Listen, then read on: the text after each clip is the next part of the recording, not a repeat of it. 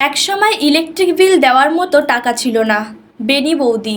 সুদীপ্তার জীবন কাহিনী হার মানাবে সিনেমার গল্পকেও। কিছুদিন পরে সাত পাকে বাধা করতে চলেছেন অভিনেত্রী সুদীপা বন্দ্যোপাধ্যায়। প্রাক্তন বিধায়ক স্মিতা বক্সির ছেলে সৌম্য বক্সির সঙ্গে বিবাহ বন্ধনে আবদ্ধ হবেন তিনি। আমন্ত্রিত প্রায় 700 জন, ধুমধাম করে। অতিথিদের মধ্যে বহু মানুষের যে লিস্টের খাওয়া দাওয়া হবে এলাহিভাবে, তবে যার বিয়ে নিয়ে এত তোড়জোড় সে অভিনেত্রীর একসময় বাড়িতে ইলেকট্রিক লাইন পর্যন্ত কেটে দেওয়া হয়েছিল। দিদি নাম্বার ওয়ানের মঞ্চে এসে সেই কথাই সকলের সামনে তুলে ধরেন সুদীপা ব্যানার্জি।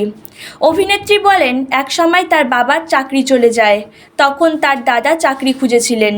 এমন সময় গেছে যখন ইলেকট্রিক বিল না দিতে পারার জন্য বাড়ির বিদ্যুৎ পরিষেবা বিচ্ছিন্ন করতে দেওয়া হয়।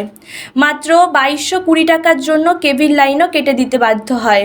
সেই সময় নিজের পছন্দের চরিত্র উপভোগ করতে পারেননি অভিনেত্রী।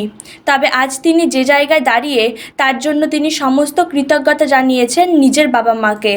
তবে আপাতত তাদের সাংসারিক অবস্থার অনেক উন্নতি হয়েছে। এখন তিনি বিয়ের জন্য বেশ কিছুদিন সিরিয়াল থেকে ছুটি নিচ্ছেন। জানা গিয়েছে বিয়ের পরে বেনি লুকে আবার সোহাগজল সিরিয়ালে তিনি ফিরবেন। বিয়ে নিয়ে তার যেরকম আনন্দের শেষ নেই, তেমনই রয়েছে টেনশন। এই ভয়ের কারণ জানতে চাইলে অভিনেত্রী জানান, এখনও অনেক কাজ বাকি। তত্ত্ব সাজানো, কেনাকাটা, মুখেরা ট্রিটমেন্ট সবই বাকি। মাথার চিন্তা ঘুরপাক খাচ্ছে। অনেক সময় টেনশন, মাঝরাতে ঘুম ভেঙে যাচ্ছে।